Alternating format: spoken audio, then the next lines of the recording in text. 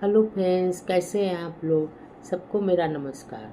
सदगुरु कबीर साहब जी के अनमोल दोहे और अनमोल विचार इस प्रकार। रमैनी कहती है, राही ले पिपराही बही, करगी आवत काहू न कह आए, करगी हो अज गूता, जन्म जन्म यम पहिरे बूता, बूता पहिरे यम कीन्हे समाना, तीन लोक में कीन्हे पयाना, बांध्यो ब्रह्मा विष्णु महेशु, सुर नर मुनि औ बांधु गणेशु, बांधे पवन पावक और नीरू, चांद सूर्य बांधे देव बीरू, साच मंत्र बांधे सब झारे, अमृत वस्तु न जाने नारी। इसका अर्थ इस प्रकार है। हमारे सदगुरु कबीर साहब जी कहते हैं, समझाते हैं, उपास नाद मार्ग पर जो लोग उपास माद नाग नादि पर मार्ग पर चलने वाले प्रकृति के में मनुष्य सब देव आदि को कारक स्वामी मानकर जब संसार और सागर में बहे चले जाते हैं, उस वक्त किसी उपदेशक ने भी किनारे आने की बात नहीं कही है, बल्कि इसके विपरीत उल्टा उनके समीप आकर कर्मी दिने फलों को और बढ़ा चढ़ाकर कह दिया है, जिससे उपासकों को अधिक आश्चर्य हुआ है और वो बार बार उन्हीं के अधीन होकर उनका ही स्वंग ओढ़कर घूमते फिरते रहते हैं। स्वंग ओढ़ लिया और स्वंग ओढ़कर घूमते फिरते रहते हैं, हर तरफ चारों दिशाओं में अपना स्वांग रचाते रहते हैं। और यह वासना रूपी ये जो माया है, वो अपने मुंह में अपने हृदय से ही उठी है और इसने आकर जीवों को ढक लिया है। ये माया रूपी बहुत मोहिनी है। वो उनके अपने ही हृदय से ये माया उठी है और इसने ही आकर सभी जीवों को अपने जाल में फंसा लिया, ढक लिया।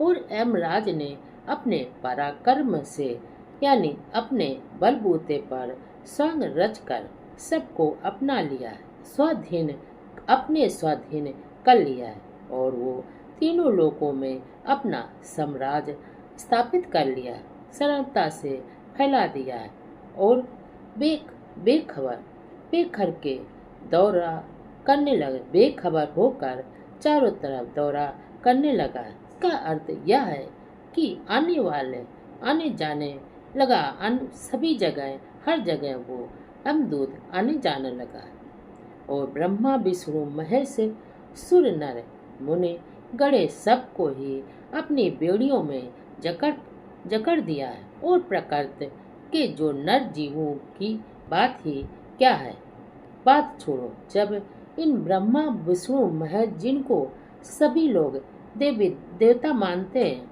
अपना ईश्वर मानते हैं, उनको जब अपनी बेड़ियों में जकड़ लिया है, तो जो आम इंसान है उनकी बात क्या कही जाए। और पवन पावक अग्नि नीर जल चांद और सूर्य अपने प्राकृतिक नियमों से ही बंधे हुए हैं।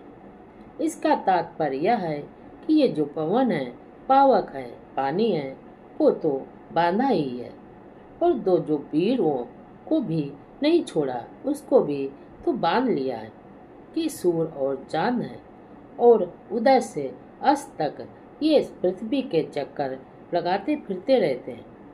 और ये जो कर्म फल होगा अस्त सत्य और विचारहीन होने से सच्चे जीवों को झूठे मंत्रों में हमेशा ये लोग बांध लिया है।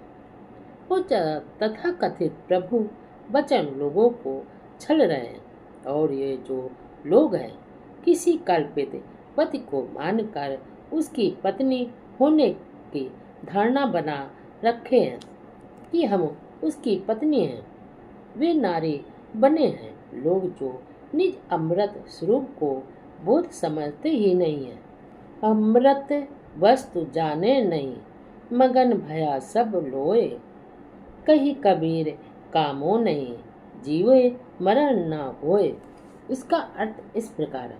हमारे सदगुरु कबीर साहब जी कहते हैं कि जो स्त्री तत्व है, भाव धारण करने वाले पराधीन लोग मनुष्य इस तत्व को समझ ही नहीं पाते हैं कि ये जो जीव का निज स्वरूप है, चेतन मन है, चेतन अमृत ही अमर है, और वे पांचों विषयों पर और मन की कल्पनाओं में हमेशा डूबे रहते हैं और डूबे हुए हैं। जो वस्तु है, विषय, जीव के स्वरूप में कोई कामना नहीं कर सकता, तो उसका कभी मृत्यु या नाश नहीं होता है। इसका अर्थ यह है, ये जो सिद्धांत है, जीव का अमृत है, जीव ही अमृत है और व्यवहार रत काम रहित नर ही अमृत है। जो काम करेगा उसको वैसा ही फल मिलेगा। जैसा कर्म करोगे वैसा ही तो फल मिलता है। आधरी गुष्ट सृष्टि भई बौरी, तीन लोक में लागी ठगौरी। ब्रह्मा ठगो नाग कह जाए, देवता सहित ठगो त्रिपुरारी। राज ठौगरी विष्णु पर परे, 14 भुवन केर चौधरी।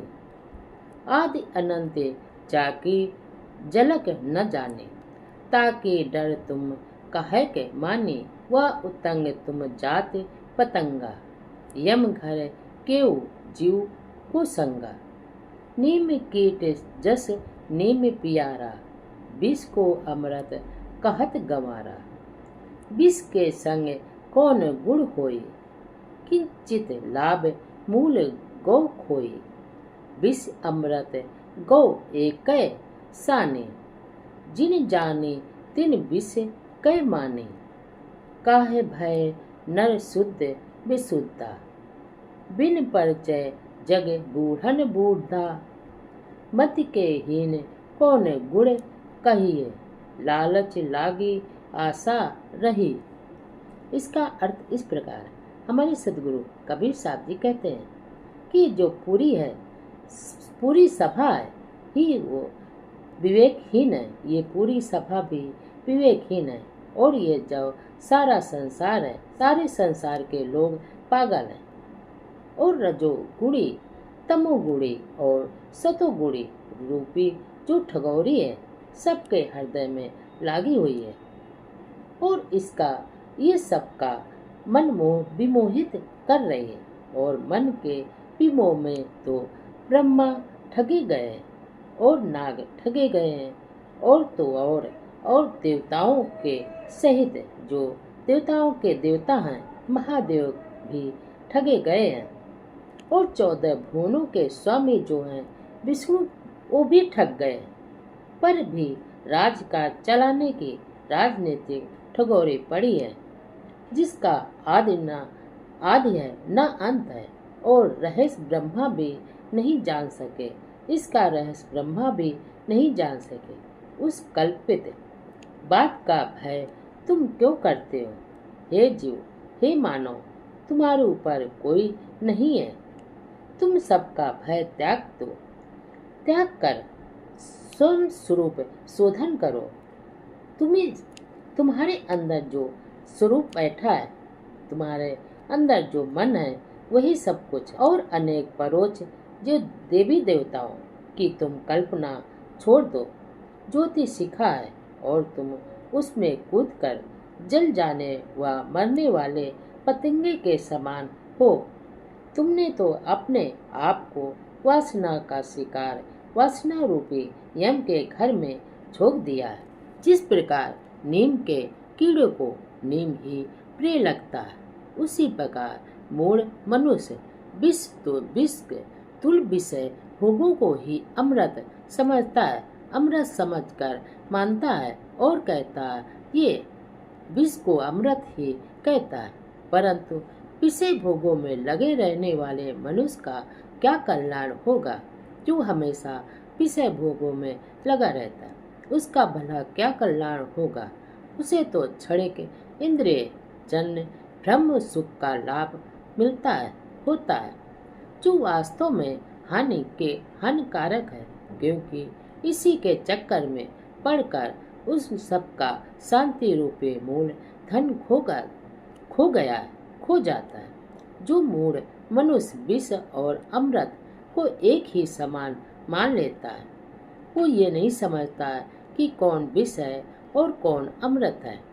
वो तो दोनों को एक ही समान मान लेता है, परंतु जिन्हें सद्गुरु का सत्संग का ज्ञान हो गया, वे विषयों को विष दूर समझकर उनका त्याग कर देते हैं और अमृत को अमृत स्वरूप को मानकर निज चेतन में विश्राम करते रहते हैं। ऐसे संसार में यह झूठी धारणा फैली हुई है कि कोई जन्मजात शुद्ध होता है, ऊंचा होता है और शूद्र होता है, नीचा होता है, और जो जन्म जात ऊंचा होता है तथा कोई जन्म से शुद्ध अशुद्ध होता है और नीचा होता है, और कोई जन्म से ऊंचा होता है। और बिना ज्ञान के इस संसार के बड़े बड़े विद्वान और बुद्धिमान भी इस साधारण मनुष्य की तो बात मोह सागर में डूबे हुए हैं। अंगे सदगुरु कबीर साहब जी कहते हैं कि ये जो विवेकहीन है मनुष्य सद्गुणों का विचार क्या करेगा। उसे तो विषय भोगों का लालच हमेशा लगा रहता है और वह संसार से सुख पाने की आशा करता है। फांसी पर लटका रहता है, हमेशा लटका रहता है।